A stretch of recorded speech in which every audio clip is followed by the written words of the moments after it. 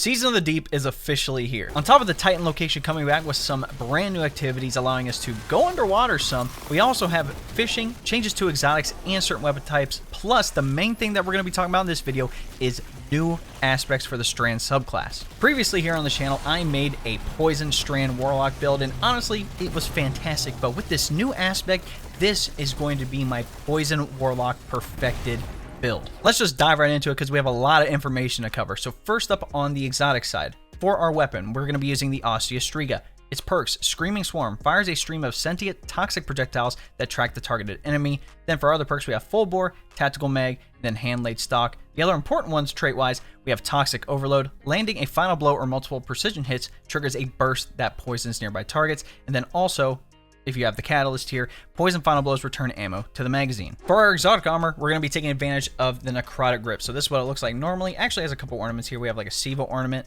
which it's cool, but nothing else really matches it. I also have this one on that I have as well. And then we have this one.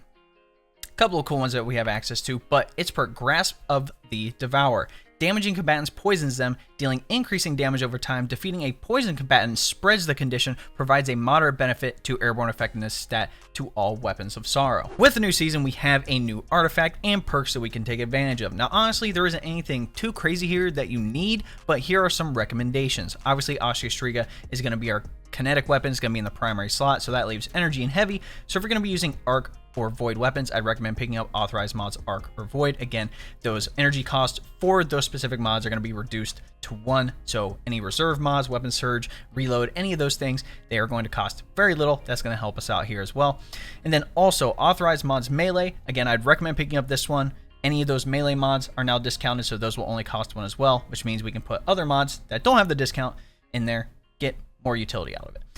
One thing to look into as well in the last column here is Conductive Cosmic. Again, targets affected by Strand debuffs take increased damage from arc and void abilities. And the debuffs, you know, we're going to be suspending targets with this. So if you're going to be with the team and they're rocking void and arc, they're going to be able to do more damage. Also, another thing to look into, not extremely necessary, but with squad goals, performing a finisher while you have Woven Mail grants Woven Mail to nearby allies when your Strand subclass equip, and we're going to have Woven Mail with this build. Let's dive into what I'm using in the Brood Weaver Strand subclass. Obviously for the super, we have Needle Storm here, just the volley of missiles. Fantastic super. I love it. For our abilities, everything's pretty straightforward. I'm rocking a Healing Rift. You could do Empowering if you'd like. That's up to you. Next, I got Burst Glide for the movement. Use what you want. We have the one melee, which is Arcane Needle, which does give the Unravel debuff. And then for our grenade, this is the important one. We want the Shackle Grenade. Again, a thrown weapon of weighted strand matter that detonates on impact, suspending targets and creating additional suspending projectiles. Suspend is another Strand debuff that we're going to take advantage of. Plus, this can also stun unstoppable champions. Now for our aspects. First up, we have an old one here, Mindspun Invocation. Again, it gives various upgrades to our grenades. For the Shackle Grenade, we can actually consume that grenade, giving us Weaver's Trance, and Final Blows while we have Weaver's Trance active creates a suspending detonation. So if we kill a target, any target around it will get suspended. And again, with our poison effects spreading that, we're going to be able to suspend a lot of targets and spread a lot of damage over time. Now, the other aspect we're using is the brand new one that came with the season called the Wanderer. Again, tangles that you throw attach to targets and detonate into a suspending burst. Threadling final blows create a tangle. The threadling thing isn't the important thing, but the important thing here is that tangles will now be able to suspend targets. For fragments here, I am using Thread of Generation. Again, dealing damage generates grenade energy, -10 to discipline. Pretty much any damage from abilities, weapons, whatever will give you grenade energy, which means we can get that Shackle Grenade back even faster. Next up, we have Thread of Warding. Picking up an Orb of Power grants Woven Mail. Yes, it's a -10 to resilience, but Woven Mail, your body is encased in a protective mesh of tightly woven strand matter, greatly reducing any incoming non-precision damage. The good thing with Woven Mail is that it actually stacks on top of tier 10 resilience, 100 resilience, so this does give you more damage resistance. Survivability, right? Next up, Thread of Transmutation. While you have Woven Mail, weapon final blows create a tangle. It is a +10 to strength. So pretty much once we pick up that Orb of Power, gain Thread of Warding, any kill with any weapon will create a tangle. So it doesn't have to be a strand weapon, doesn't have to be anything specific. Once we get a kill, it is going to create a tangle, which again, we can take advantage of the Wanderer aspect here. Lastly, I have Thread of Mind. Defeating suspended targets grants class ability injury.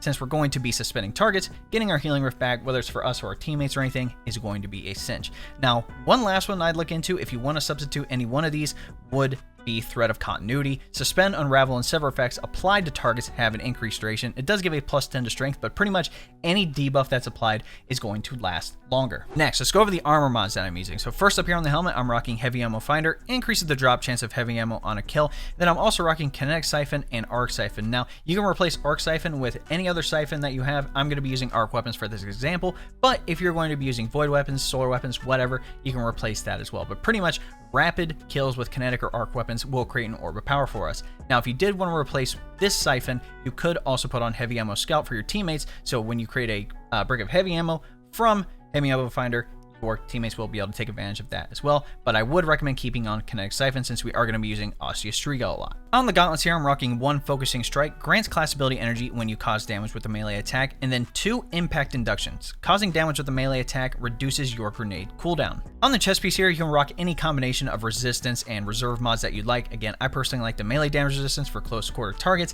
also sniper damage resistance, and then also 1 arc reserve since I'm using arc weapons. Again, make sure it matches your elemental weapon type if you decide to rock a reserve mod. And again, if you want to change out any of these resistance mods, totally go for it. On the boots here, I'm rocking Recuperation, replenishes health each time you pick up an Orb of Power, and then Innervation, reduces grenade cooldown each time you pick up an Orb of Power. Then lastly, Kinetic Weapon Surge. Again, your kinetic weapon gains a small bonus to damage while you have any armor charge. Your armor charge now decays over time. So if you don't understand what armor charge is, essentially once you pick up an Orb of Power, you will gain an armor charge, and with any of these blue mods, it actually puts a timer on that armor charge, so that'll last 10 seconds. The max armor charges you can have base wise is 3. So if we have 3 Orbs of Power, we collect those, we're gonna have 30 seconds of this kinetic weapon damage. Now if you did want to replace Innervation, you could do double Kinetic Weapon Surge, so now this kinetic weapon will get even more weapon damage, aka our Osteo Striga. For the class item, I'm rocking Double Bomber here. Again, reduces grenade cooldown when using your class ability, and then also the Reaper mod. After using your class ability, your next weapon final blow spawns an Orb of Power. Again, other mods to look into for this, you can switch a couple around. I just personally like this combo. You could just do Triple Bomber if you'd like, but also look into time dilation. Your decaying armor charge has a longer duration, so that 10 seconds that I mentioned on the boots is actually bumped to 15 seconds. So if we have 3 armor charges, that's 45 seconds of that bonus kinetic weapon damage. Now another mod to look into, which is brand new, called Powerful Attraction, automatically collects nearby orbs of power when you activate your class ability. So we cast that rift, any orbs will actually trek near us. So again, we can get that kinetic weapon surge, all the other bonuses from collecting orbs of power. Now for stats to focus on, first one, obviously resilience. We talk about this every video. Try to have tier 10 100 resilience is a godsend in PvE. Again, it's a 30% damage reduction, so survivability is just key in pretty much any PvE activity. And then next up, I would look into discipline. Again, discipline is tied to the grenade stat, and the faster we can get that grenade back, the faster we can have that shout grenade, which means we can either refresh Weaver's Trance, or if it ends out and we have the grenade ready to go, we can just pop it again. Now for other weapon options, honestly, it doesn't really matter. Like I mentioned, whatever you're going to be using for, Siphon Reserve mods, again, just make sure those track with, your energy and your heavy weapon. But if you don't have Osteo Striga, you do have another option here of using the Thorn. Now Thorn is a hand cannon, and it is a weapon of sorrow, and it does have poison damage, which is pretty cool. Osteo Striga just works out better. A lot of people like it. I like it a lot more. I personally like some machine guns anyway, but its perk, Mark of the Devourer. Rounds pierce targets and deal damage over time. Kills with the weapon leave behind remnants. Again, its other perks, Corkscrew Rifling, Accurized Rounds, and then Texture Grip. But we also have Soul Devourer. Absorbing a remnant strengthens Mark of the Devourer and partially refills the magazine. So it still has that damage over time poison, and when a poison target dies, again, that'll spread with Necrotic Grips. Now, if you don't understand how everything works together, I'm going to try to explain it to the best of my ability, but the synergy, it's honestly pretty simple. The first thing you're going to want to do before hopping into an engagement is to consume that Shackle Grenade. Now again, from Mindspun Invocation aspect, that's going to give us Weaver's Trance, so any kill that we get, the targets near it will also get suspended. And if we're going to be using Osteo Striga most of the time, it's going to have that poison effect, that damage over time, on top of the Necrotic Grips perk, where whenever we defeat a poison combatant, it'll actually spread the condition, and if they don't die, it'll actually deal that increased damage over time because of the poison. Any kills that we get with poison, Osteo Striga will automatically be reloaded so we can continue firing the weapon. So that part in of itself is already overpowered. Obviously great for ad control. Now going into everything else with this build, with our fragments here, again, any damage that we do, we're going to get that grenade energy back even faster, so we can get that shout grenade. When we're creating orbs of power, whether it's from our kinetic siphon or the Reaper mod, whatever, we have multiple ways to create orbs of power. Again, once we do that, we pick up that Orb of Power. Thread of Warding is going to kick in, giving us Woven Mail. Now, once we have Woven Mail, Thread of Transmutation kicks in, so on our next weapon kill, that's going to create a Tangle, which can be used because of the Wander Strand aspect. We throw it, it hits a target, sticks to them, and it'll suspend that target and any targets around it. So again, even more suspending effects. On top of Thread of Mind, defeating any suspended target will give us class ability energy, and as we know, that Healing Rift comes in clutch, because if we don't have our grenade, that shock grenade back, we can also pop a rift, get double bomber kicking in, giving us that shock grenade back even faster, plus the Reaper mod kicks in, so when we get a weapon kill right after we pop that rift, that'll create another Orb of Power that we can go pick up to give us kinetic weapon surge, on top of recuperation for health and innervation for our grenade energy back.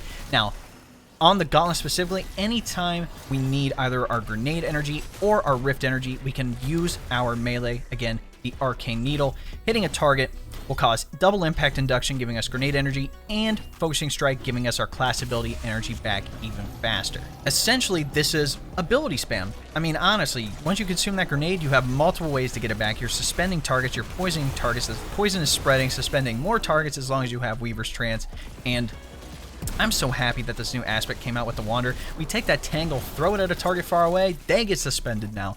Like, there's just multiple ways for perfect ad control here. I'm glad this aspect came in, because the other one, you know, Weaver's Call, cast your Rift to get 3 thread links. That's great and all, especially with the Swarmers, but with this build, it doesn't really have a place. So having the Wanderer aspect, even though it's not super overpowered, it does pretty much round out this build perfectly. But that, ladies and gentlemen, is my Poison Warlock perfected build. Let me know what you guys think in the comments. I'm going to put the dim link right at the top of the comments, so if you want to copy this build, whether it's everything with the class abilities, the armor, the weapons, whatever, even the fashion, again, let me know what you guys think. Do you think it's good? Do you think it's bad? What could I have substituted? What are your guys' options that you use for this build? Again, there's a million ways to build craft in this game. There's not one right way to do something in this game, honestly. I just found that this build works out perfectly with how the subclass works. And anyway, guys, if you like what you saw, be sure to drop a like on the video, subscribe to the channel, and then turn on the bell next to notifications so you don't miss out on another Destiny 2 build video here on the channel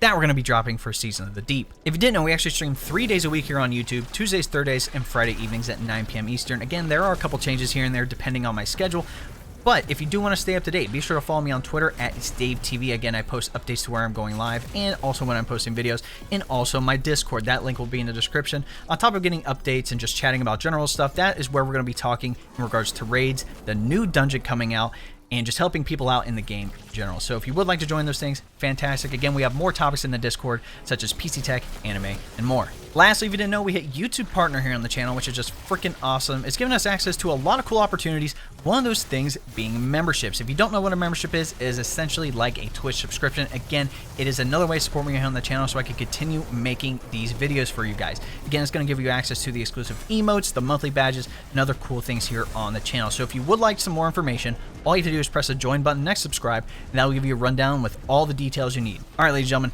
it's been your boy. We'll catch you in the next one. Cheers.